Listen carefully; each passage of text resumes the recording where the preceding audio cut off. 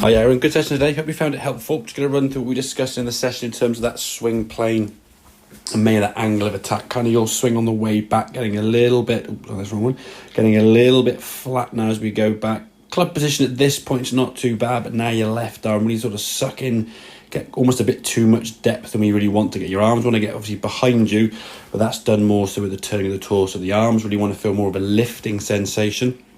With your left arm, you can see here now, a bit lower across your shoulder line for you to try and hit that kind of cutty, or I suppose pull fade as we call it.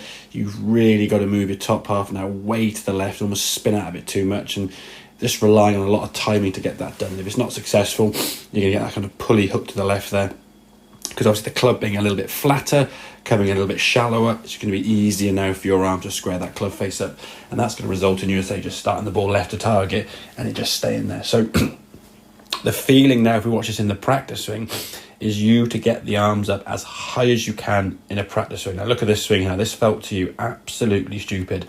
Now yes, you've turned your head a little bit, but the top of that backswing position there now, for someone looking to try and hit that sort of cut fade that you try and hit, and being a tall person, that is not that high. Yes, probably higher than where you want to be ideally, but it's not as if it's a very upright swing. So making some moves in the backswing now that feel really, really exaggerated.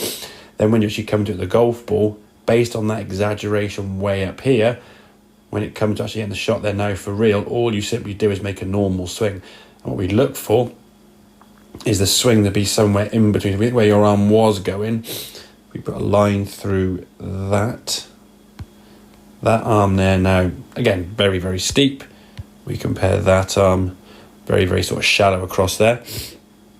Then when it comes to actually getting the golf ball, for real, we'd expect the left arm to be somewhere in between the two. And that arm for me now is starting to track a little bit more up that shoulder line. So you're getting the club now more upright. For you, I think more of an on-plane swing. For someone trying to make kind of these gentle soft cuts and not want to miss the ball left, you're going to get that club face a little bit more upright in the backswing. It's going to get that club back in front of you a little bit more, hit that sort of trap fade. Ball can just start left to target, as you can see, and not really going to be sort of going too far left, if anything at all. So worst case, you'll get a little soft draw left side of the green. Most of the time it's going to be cutting back to your target. So work on that plane, getting a bit more up in the backswing. Get those arms as high as you can in practice. The higher you get them up there, the less of a strange feeling it's going to be when you actually come to it in the golf ball. So work on that backswing. I'm sure that fade will start coming back into your game, and that long left shot will be a thing of the past. So hope that makes sense, buddy. Any questions, obviously just give me a shout, but I'll catch you soon. Cheers, mate.